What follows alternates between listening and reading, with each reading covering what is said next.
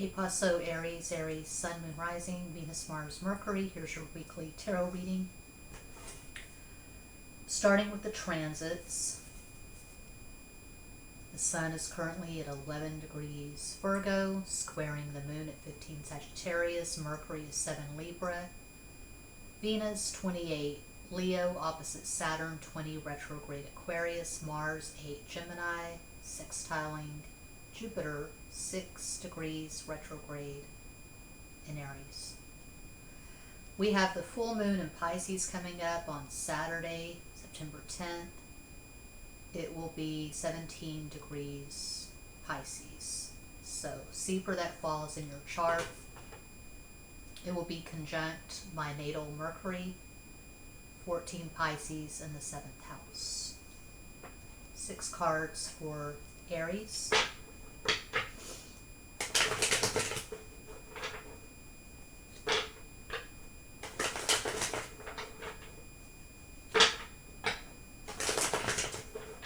Uno más.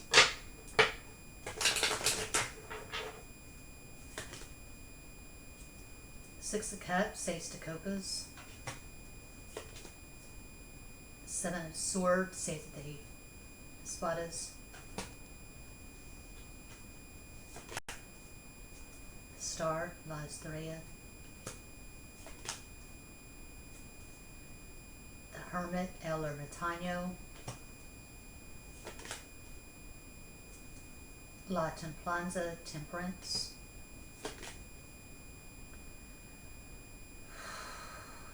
Ten of Swords, Diez de Espadas. You know, there's that cliche.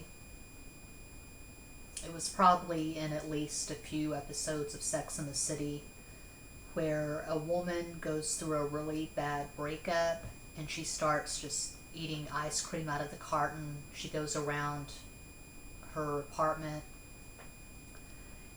in sweatpants and an old stained t-shirt, and she's just watching movies or whatever, and she's eating ice cream out of the carton, crying, maybe drinking glass after glass of wine, drinking a bottle of wine on a Saturday night and crying.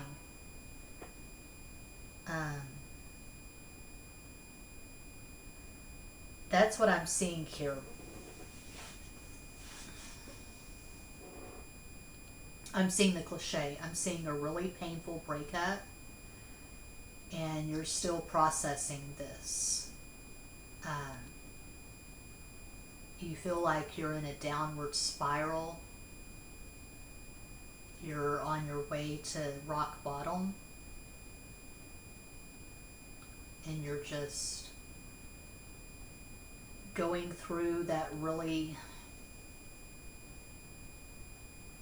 shitty energy when someone you invest in rejects you. It's funny, I talk about my personal life a lot. Siren Tarot, Extra Basic Tarot, Patreon. I have a lot of YouTube channels, just the one, Siren Tarot, is monetized, but I've been putting my stuff out there for years, before YouTube, before social media. So in 1997, I went back to college in Kerrville, Texas. I was at Schreiner University, and I got involved in this website called The Blender of Love, where you just submit love-related poetry.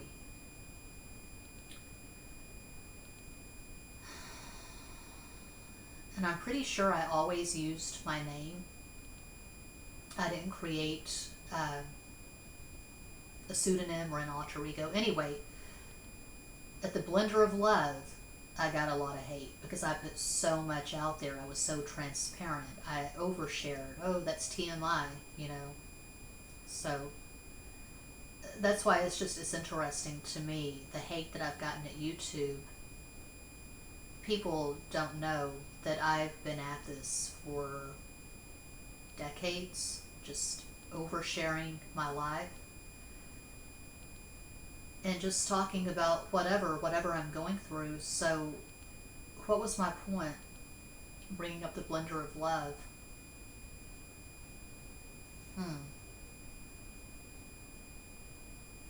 The blender of love started in 1997.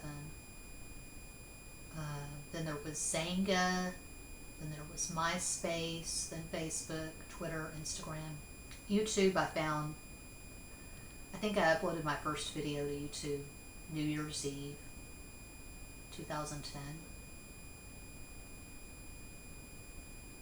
Anyway, I saw something specific and I wanted to speak to this. Going through a bad breakup. I've written a lot of poems.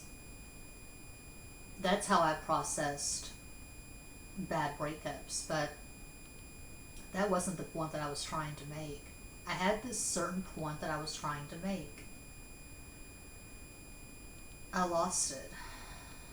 I hate that when the train leaves the station and it doesn't make it to its destination. Now I'm thinking of Mary Hartman, that weird TV show from, I guess it was the 60s or 70s. I was in 5th grade, spending the night with my best friend at Pisces in Monahans, Texas, and we were up late and we found this Mary Hartman TV show and we thought, is this intentional comedy? Is she trying to be funny? We were laughing our asses off because she has this long red hair that she wears in these pigtail braids, and she just kind of speaks in this drugged out monotone, and she's just really spacey, and she's this typical 70s, I guess, housewife, and she's just always in La La Land. It's hilarious. It's unintentional comedy, I think, or maybe they're being ironic. I don't know what the point of that show was, but it might be a parody of a soap opera. Anyway,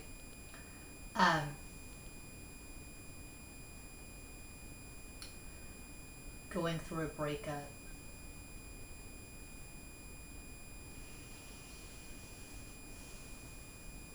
I want to delete this, but then again I don't, and the reason why I don't want to delete this and do another take is because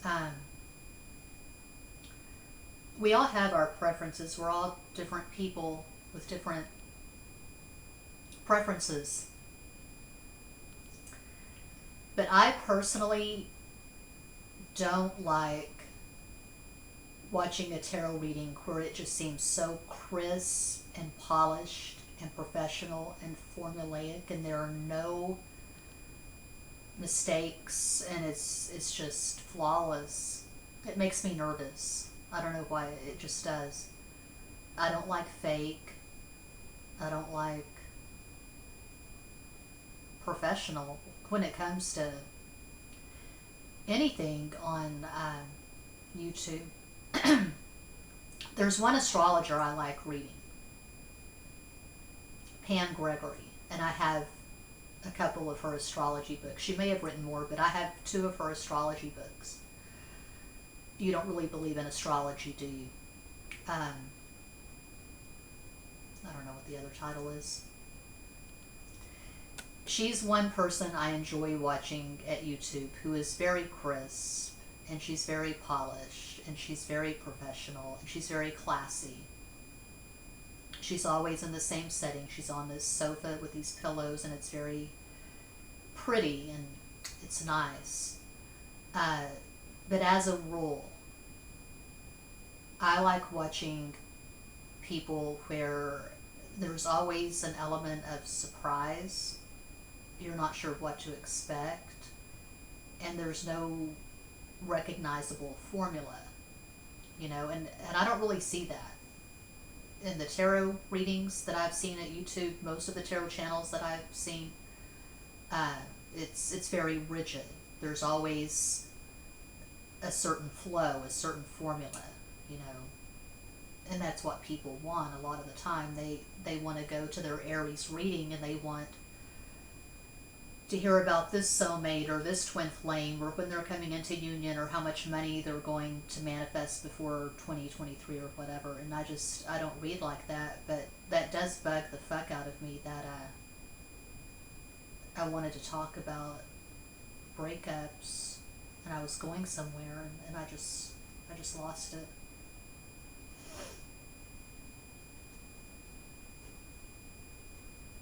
God, that bothers me.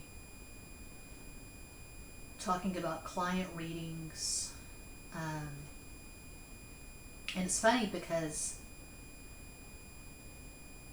a reader at YouTube who has a very popular following, she was talking about her morning routine and how she takes lion's mane supplements for cognitive functions, for memory. So I got the lion's mane at Amazon, and then I took 3 of them one day, and then I just stopped. I'm really bad about buying all these fucking supplements and then not taking them. The latest thing, I got some CBD gummy bears because reading the reviews, they're better than melatonin. The melatonin, I'll take those and I'll go to sleep and I'll wake up like 3 hours later. But apparently you take the CBD gummy bears and you just sleep. So I'm going to take 2 of those tonight. Because my mom was here visiting and she got me some CBD cream and she'd gotten the CBD gummy bears, I guess, for herself. And anyway, so I went to Amazon and got the gummy bears and the CBD cream. So yeah, I have an aging Mercury and Pisces brain. God, that bugs me. I really want to do another take.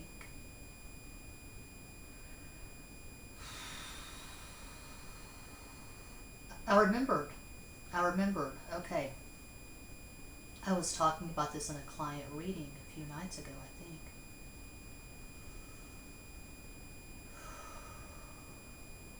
Because if you haven't experienced it, I get it. I guess, especially if you're a heterosexual woman, I don't know, but I get it.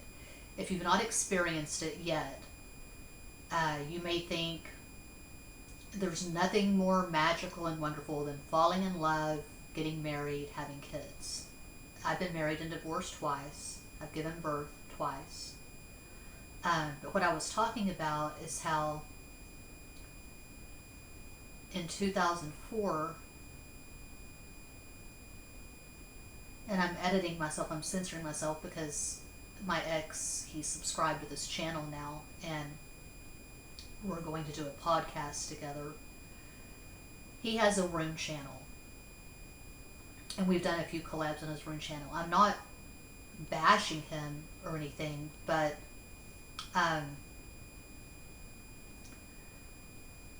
what I was telling this client was that in 2004, when I got together with the ex, my son's father, I could not imagine a better life than marrying him and having a child with him. That seemed like the optimal reality, like the 10 of Cups, the 4 of Wands.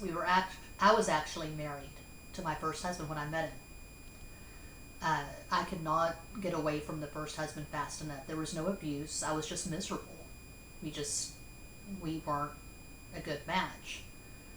We were only married for 3 years. We had no kids, no pets. We lived in an apartment in Albuquerque, and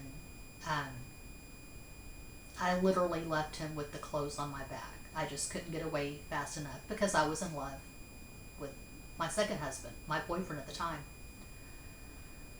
So, I was obsessive. I wanted to marry him right away and have a child right away. He said, "Missy, that's crazy. You're still married, you know." It scared him because I was so obsessed. I was so codependent. But we moved in together that summer actually. I moved in with him. He was renting a room in Albuquerque and I moved in with him. We got our first apartment together that fall, 2004, and then we got married in 2005, and then we had our son in 2007. Anyway, I'm saying all of that to say that I know it feels like hell when you're going through a breakup. You know, we separated twice before we got married. Or no, when we were married, we separated. We separated twice and we got back together. We divorced June 2012. For the past 5 years, we have been in a platonic partnership where we're living together, separate rooms, raising our son, and we're planning a move as a family that's going to be beneficial for all three of us. Anyway, it feels like hell, you know, when you have limerence with someone and you consider someone a soulmate or whatever, and you think, fuck, how am I going to survive this? I cannot live without this person. It's so drastic and it's so dramatic. But now, at the age of 49, I turned 50 in February, I can recall those feelings, but it seems like another lifetime because I don't feel that way anymore. I'm very glad that I married the Leo and that we had our son together. He has been the greatest ally of my life, but I can't see him through that lens, the same lens that I saw him through in 2004. It's just, it's different, you know. And there are relationships that ended badly, like this boyfriend from 1999, a Taurus, Sun in Taurus, Capricorn rising, Libra moon. I met him at this dance club in Austin off 6th Street called Polyesters. There was the light up disco floor and there were different areas, like there was the 80s room and there was the disco area. Anyway, I saw him dancing and he was wearing this flashy red shirt and I loved his energy. I thought for sure that guy is an Aquarian. So I approached him and asked if his birthday was in February, if he was an Aquarian. He said no, he was a Taurus. His birthday was in May. I felt foolish, so I walked away and he pulled me back and we started talking and we danced and we hung out and we made out, went on a date the next night. And I was really into him. So I was living in Austin at the time. He was in Oklahoma. He was at Fort Sill in Lawton. He was a lieutenant in the Army. I moved to Bridgeport, which is closer to Oklahoma. It's closer to the Oklahoma border. Lived with my grandparents. I was working at the weekly newspaper, the Bridgeport Index. I was a reporter and photographer for this paper. And we dated. We dated the summer of 1999. And I wanted to marry him. I thought I was in love. But he was not in love with me. It was just sex. He was still in love with his ex, actually, a Gemini, a redhead. And I dyed my hair red once, which my hair is so dark, I mean it's almost black, that it didn't actually look like this when I dyed it. But my grandmother was so pissed. She said, why would you do that to why would you dye your hair red? And I just flippantly said that this guy's ex-wife had red hair, and she just went off the deep end. So I get it. I'm very familiar with this energy of losing someone and just feeling like your life is over, like you'll never have what you had with that person with anyone else. And I'm just telling you that that's not true. I'm very, very glad. I am so grateful that the boyfriend in 1999 dumped me right after my uncle died. It was August or September of 1999. He dumped me because he didn't have feelings for me. He didn't want to marry me. You know, it was just sex. And it felt like death at the time. But then I got my first computer, my first internet connection, January, and I responded to an ad at Yahoo Personals when Yahoo Personals was free in the dinosaur ages. That's how I found my first husband. I'm very glad that we got together. I'm very glad we got married. I'm very glad we got a divorce. So if you're going through this terrible breakup, it sounds like a cliche and you won't believe it, but someday you'll look back on this and you'll be grateful that you and this person did not end up together. That's what I'm trying to say. Please provide an energetic summation, 3 additional cards, Aries.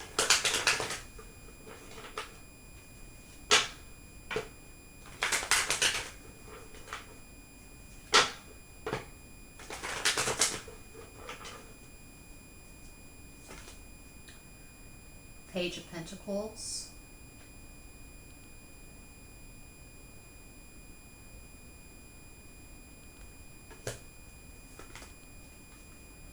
But I'm an outsider artist. That's what they call it. Rey de Espadas, King of Swords.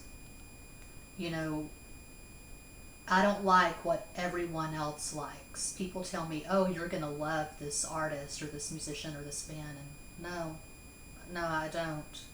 I'm not a fan of what's popular usually. 4 of Cups, Cuatro de Copas.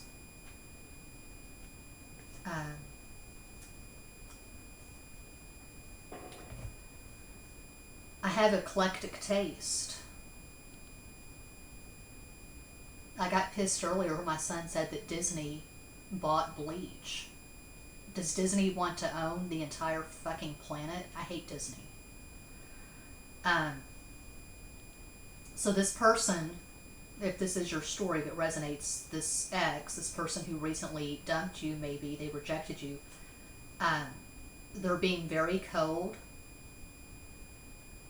They may have burned the bridge completely. Maybe you wanted to stay in their life somehow. You wanted to stay in contact, at least be friends. But they don't want that. They want a clean break. They may have blocked you on social media. You may have seen signs before the breakup, before they dumped you. They may have been breadcrumbing you. They may have displayed ambivalence. But if this resonates at all, if this is your story, I would not